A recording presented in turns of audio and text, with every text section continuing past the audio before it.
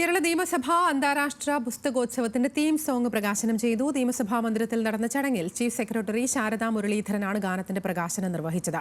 ഏവരെയും വായനയുടെ ലോകത്തേക്ക് ക്ഷണിക്കുന്ന ഗാനമാണിതെന്ന് ശാരദാ മുരളീധരൻ പറഞ്ഞു. കഴിഞ്ഞ 2 തവണയും ജനപങ്കാളിത്തം കൊണ്ട് ശ്രദ്ധേയമായിരുന്നു നിയമസഭാ അന്താരാഷ്ട്ര പുസ്തകോത്സവം. ഇത്തവണ ജനുവരി 7 മുതൽ 13 വരെയാണ് പുസ്തകോത്സവം നടക്കുക.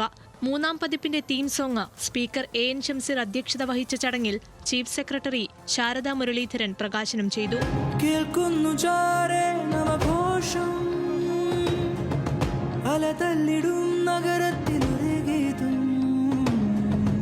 അക്ഷരങ്ങൾ കോർക്കുന്നു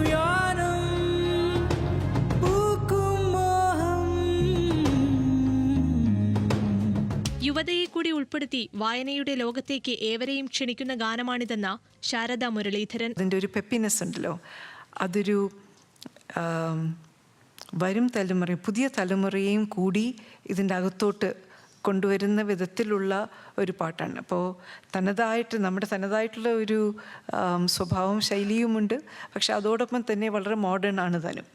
അപ്പോൾ അങ്ങനെയുള്ള ഒരു രീതിയിലാണ് കേരളത്തിന് തന്നെ പൊസിഷൻ ചെയ്യുന്നത്. ആനന്ദൻ സുരേന്ദ്രന്റെ വരികൾക്ക് സംഗീതം നൽകി ആലപിച്ചിരിക്കുന്നത് യുവസംഗീത സംവിധായകൻ B മുരളീകൃഷ്ണനാണ്.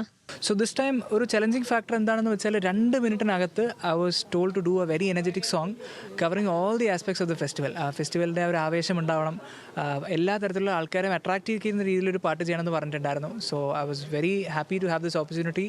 ഒരുപാട് സന്തോഷം KLIBFന്റെ 3rd എഡിഷനും ഒരു ഭാഗമാവാൻ സാധിച്ചതിൽ. മലയാള ഇന്ത്യൻ ലോക സാഹിത്യത്തിലെ എന്നും അതിജീവിക്കുന്ന കൃതികളെ പരിചയപ്പെടാനുള്ള അവസരമാണ് കേരള നിയമസഭ അന്താരാഷ്ട്ര പുസ്തകോത്സവത്തിലൂടെ ഒരുക്കുന്നത്. ന്യൂസ് മലയാളം, തിരുവനന്തപുരം.